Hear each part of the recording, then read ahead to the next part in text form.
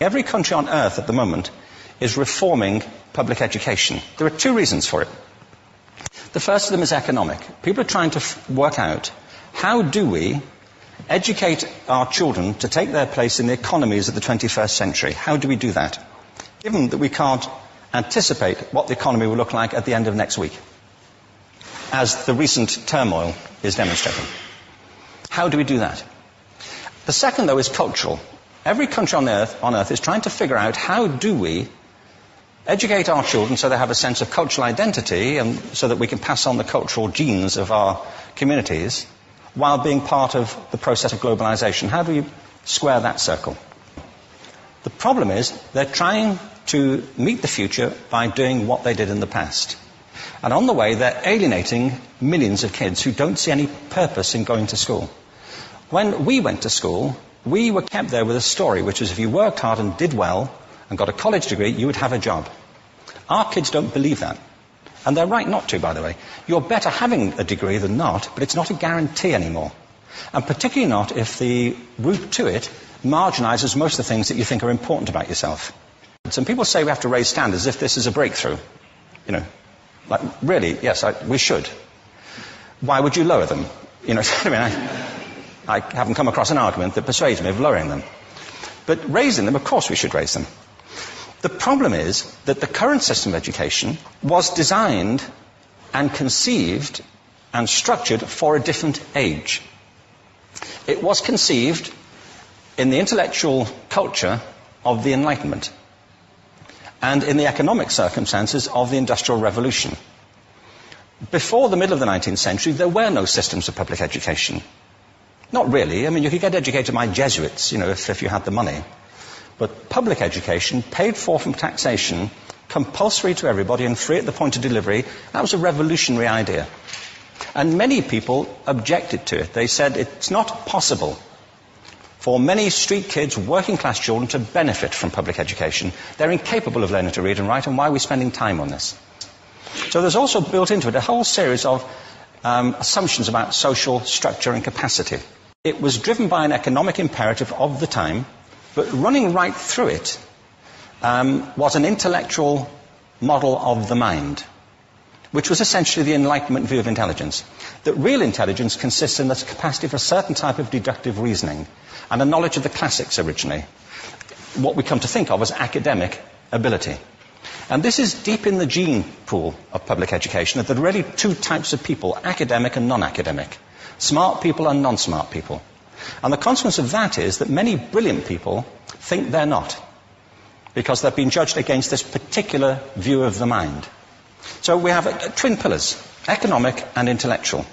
And my view is that this model has caused chaos in many people's lives. It's been great for some. There have been people who have benefited wonderfully from it. But most people have not. Instead, they suffer this. This is the modern epidemic, and it's as misplaced and it's as fictitious. This is the plague of ADHD. Now, this is a map of the incidence of ADHD in America, or prescriptions for ADHD.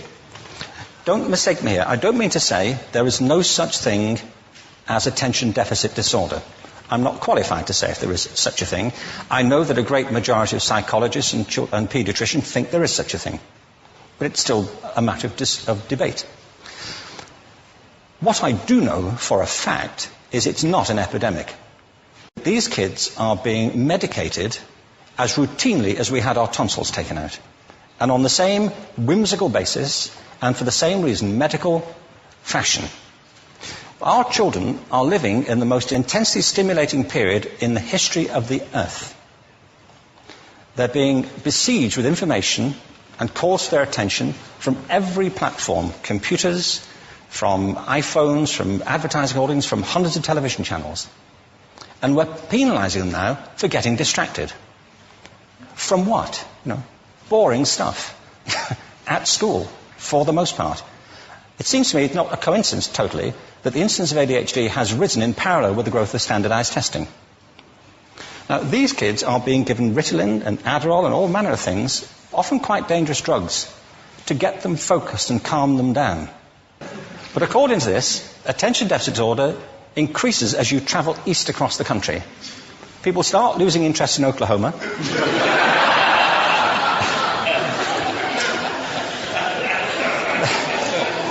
They can hardly think straight in Arkansas. And by the time they get to Washington, they've lost it completely.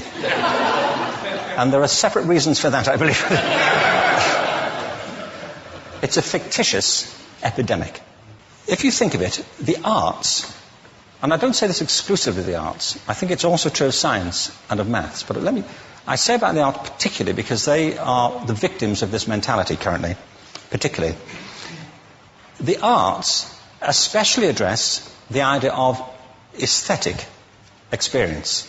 An aesthetic experience is one in which your senses are operating at their peak, when you're present in the current moment, when you're resonating with the excitement of this thing that you're experiencing, when you are fully alive. An anesthetic is when you shut your senses off and deaden yourself to what's happening. And a lot of these drugs are that. We're getting our children through education by anesthetizing them. And I think we should be doing the exact opposite. We shouldn't be putting them asleep. We should be waking them up to what they have inside of themselves. But the model we have is this. I believe we have a system of education that is modeled on the interests of industrialism and in the image of it. I'll give you a couple of examples. Schools are still pretty much organized on factory lines, ringing bells, separate facilities, specialized into separate subjects. We still educate children by batches. We put them through the system by age group. Why do we do that? Why is there this assumption that the most important thing kids have in common is how old they are? It's like the most important thing about them is their date of manufacture. You know what I mean? Well, I know kids who are much better than other kids at the same age in different disciplines, or at different times of the day, or better in smaller groups than in large groups, or sometimes they want to be on their own. If you're interested in the model of learning, you don't start from this production line mentality. It's essentially about conformity, and increasingly it's about that as you look at the growth of standardized testing and standardized curricula. And it's about standardization. I believe we've got to go in the exact opposite direction. That's what I mean about changing the paradigm. There was a great study done recently of divergent thinking. Published a couple of years ago. Divergent thinking isn't the same thing as creativity. I define creativity as the process of having original ideas that have value. Divergent thinking isn't a synonym, but it's an essential capacity for creativity. It's the ability to see lots of possible answers to a question, lots of possible ways of interpreting a question, to think what Edward de Bono would probably call laterally, to think not just in linear or convergent ways, to see multiple answers, not one. So, there are tests for this. One kind of cod example would be, people might be asked to say, how many uses can you think of for a paperclip? One of those routine questions. Most people might come up with 10 or 15. People who are good at this might come up with 200. And they do that by saying, well, could the paperclip be 200 foot tall and be made out of foam rubber? Does it have to be a paperclip as we know it, Jim? Now, there are tests for this, and they gave them to 1,500 people. This is in a book called Breakpoint and Beyond. And on the protocol of the test, if you scored above a certain level, you'd be considered to be a genius at divergent thinking. Okay? So my question to you is, what percentage of the people tested, of the 1,500, scored at genius level for divergent thinking? Now, you need to know one more thing about them. These were kindergarten children. So what do you think? What percentage at genius level? 80. 80, okay. 98%. Now, the thing about this was it was a longitudinal study. So they retested the same children 5 years later, ages of 8 to 10. What do you think? 50? They retested them again 5 years later, ages 13 to 15. You can see a trend here, can't you? Now, this tells an interesting story, because you could have imagined it going the other way, couldn't you? You start off not being very good, but you get better as you get older. But this shows two things. One is we all have this capacity, and two, it mostly deteriorates. Now, a lot of things have happened to these kids as they've grown up. A lot. But one of the most important things that happened to them, I'm convinced, is that by now they've become educated. They've spent 10 years at school being told there's one answer, it's at the back. And don't look.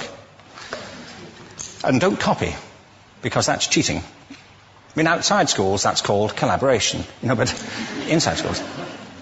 Now, this isn't because teachers want it this way. It's just because it happens that way. It's because it's in the gene pool of education.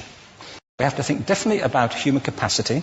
We have to get over this old conception of academic, non-academic, abstract, theoretical, vocational, and see it for what it is, a myth. Secondly, we have to recognize that most great learning happens in groups, that collaboration is the stuff of growth.